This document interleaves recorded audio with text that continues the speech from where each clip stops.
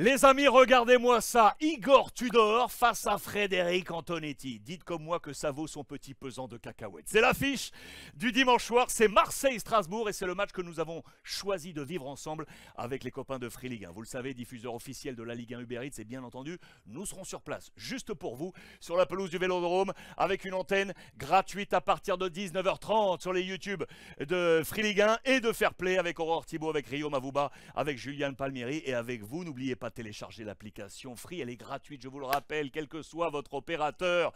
Vous aurez une nouvelle fois tous les buts de cette 27e journée quasiment en temps réel et tous les résumés une fois que le coup de sifflet final a retenti. 15 minutes après, vous avez tous les résumés. Je vous rappelle que Marseille est à la deuxième place derrière le Paris Saint-Germain actuellement et que Strasbourg est sur la ligne de flottaison à la 16e place, à la bataille, bien évidemment, avec les 4 relégables. Que s'était-il passé au match aller? C'est comme ça maintenant, depuis que la phase retour a commencé, que nous présentons ces affiches au match aller. Marseille était encore engagé en Ligue des Champions. Il restait 2 matchs, l'Eintracht et Tottenham. C'était chaud pour l'Olympique de Marseille. Du côté de Strasbourg, on était déjà et encore entraîné par Stéphane. Et oui, Stéphane était encore là. Il n'y avait pas encore de Frédéric Antonetti. Pardon pour les supporters strasbourgeois. On est un poil plus focus sur Marseille parce que je dispose de la presse, la PQR, la presse quotidienne régionale marseillaise, un peu moins celle du Grand Est. Donc c'est parfois un peu difficile. Vous comprendrez pourquoi l'orientation est un peu plus sur l'Olympique de Marseille. Et donc alors, fin octobre, Ligue des Champions, ça se compliquait pour l'OM. Parce que Marseille, dans cet avant-dernier match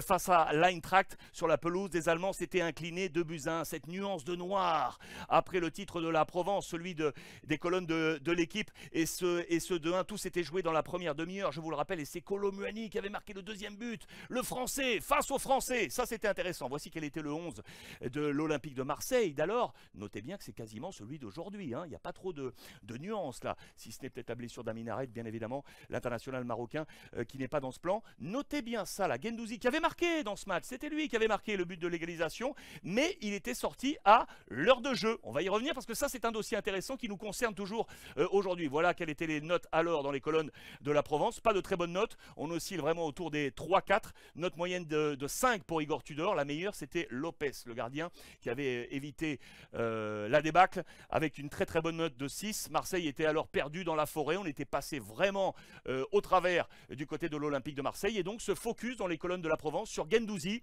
par ici la sortie, buteur et impliqué sur les 2 buts allemands, il sort à l'heure de jeu. Je vous dis ça pourquoi? Parce qu'on va en parler dans l'avant-match, bien évidemment, au Vélodrome. Souvenez-vous, la semaine dernière, nous étions à Rennes pour le Rennes-Marseille. Guendouzi était sorti à la mi-temps. On va voir comment va se passer la fin de saison de Guendouzi et quel sera son avenir, notamment au prochain mercato. Les confrères de l'équipe aussi nous parlaient de Guendouzi en dents de scie. Ce sera vraiment un thème principal. Et donc cette Ligue des Champions, il faudra être à l'heure après ce match face à l'Eintracht, juste avant le match face à Tottenham, qui s'annonçait d'ores et déjà décisif. C'est là que s'est intercalé le match aller face à Strasbourg. Entre les deux, il y avait 5 jours entre ces 2 matchs européens.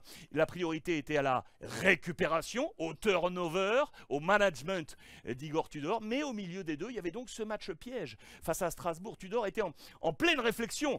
Regardez ça. Tudor, sa grimace, c'est dans les colonnes de la Provence. À quand le réveil de l'OM de Tudor? Depuis, bien évidemment, en championnat, ils sont remontés. Alors, ils étaient 5e, aujourd'hui, ils sont 2e en Ligue 1. C'est bien remonté. Mais alors, on s'interrogeait parce qu'on voulait voir Marseille, oui, en Ligue des Champions, vous le savez. Donc, au milieu, il y avait ce match qui était un tournant pour l'Olympique de Marseille. Vous l'aurez compris, avant qu'il ne soit trop tard. Et donc, turnover, et notamment, souvenez-vous, Dieng était encore Marseillais avant de filer du côté de Lorient. Et c'était sa première titularisation. Lui qui était dans une situation un peu bancale, il avait été mis sur le marché et écarté l'été dernier. L'international sénégalais allait vivre là sa première titularisation dans la rotation de Tudor pour une méthode Coué pour essayer de reprendre de l'énergie avant le match européen. On comptait également sur les latéraux. Ça aussi c'était un axe important. Vous le savez, les adversaires de Marseille avaient compris le jeu des pistons de Marseille avec Klaus et Nuno Tavares. Ces hommes étaient bloqués. Il fallait que ces 2 hommes reprennent de l'allant. C'est ce qui était avancé dans les colonnes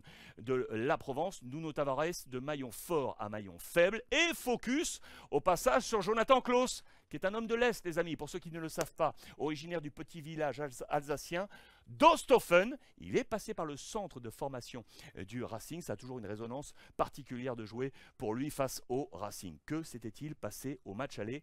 J'espère que vous vous en souvenez parce que moi je m'en souviens. On était sur place à la Méno. C'était un match de fou furieux. Fou furieux.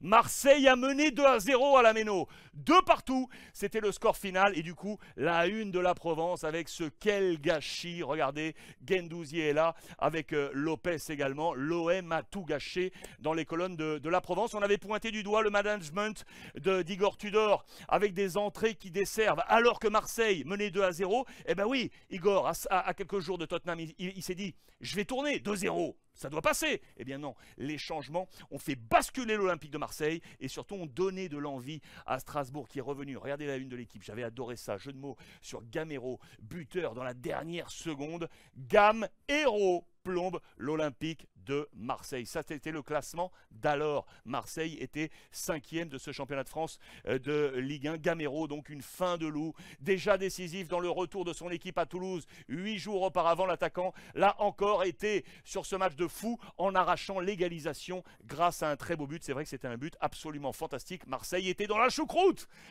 alsacienne, dans les colonnes de la Provence. Et donc, au passage, le père Bamba Dieng, qui avait marqué pour l'Olympique de Marseille et aujourd'hui, donc vous le savez, sous les couleurs de Lorient. Voilà quel était le 11 de départ d'Igor Tudor dans cette rotation qu'il avait voulu. Payet était titulaire, et donc Bamba Dieng également titulaire dans ce 11 de départ de l'Olympique de Marseille. On était à un tournant, le changement, c'est gênant. On était donc sur les pensées de management et de rodation d'Igor Tudor. Les mois ont passé, on était donc à la fin du mois d'octobre. Depuis, Marseille éliminé des compétitions européennes. Depuis, Marseille remonté en Ligue 1 pour être juste derrière le Paris Saint-Germain. Que va-t-il se passer dimanche soir? Nous serons sur place, on vous attend. 19h30, Free Ligue 1. Téléchargez l'appli, on sera avec vous.